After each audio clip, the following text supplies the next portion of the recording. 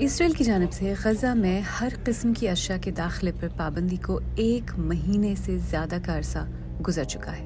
امداد لے جانے والے ٹرکس کو غزہ میں داخلے کی اجازت نہیں۔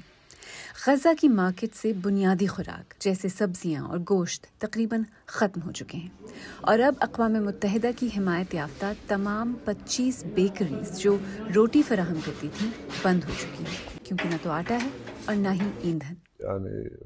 تمام سپلائیز ختم ہو چکی ہیں، بیکریوں نے تو بند ہونے ہی ہیں۔ ان پابندیوں کا تباہ کن اثر پڑ رہا ہے۔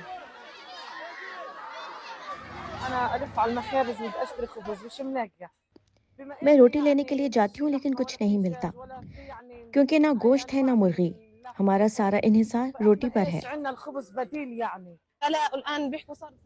بیکریاں بند ہو چکی ہیں، حقیقتاً تمام بیکریاں بند ہو چکی ہیں۔ ہم کیا کریں؟ یہ اسرائیل اور حماس کے درمیان 18 ماہ طویل جنگ کا سب سے طویل محاصرہ ہے۔ امدادی تنظیمیں عالمی طاقتوں سے مطالبہ کر رہی ہیں کہ وہ اسرائیل کو اپنے بین الاقوامی انسانی فرائض پورے کرنے پر مجبور کریں اور ضروری اشیاء کی ترسیل کی اجازت دیں۔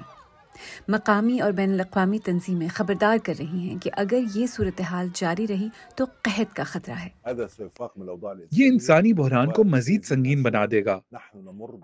ہم غزہ کی پٹی میں بدترین حالات کا سامنا کر رہے ہیں اور ہم اس کے نتائج سے خبردار کرتے ہیں۔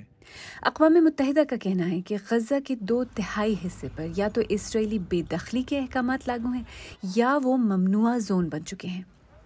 اسرائیل کو امید ہے کہ وہ اس دباؤ سے حماس سے نئی جنگ بندی کے لیے اپنی شرائط منوا لے گا۔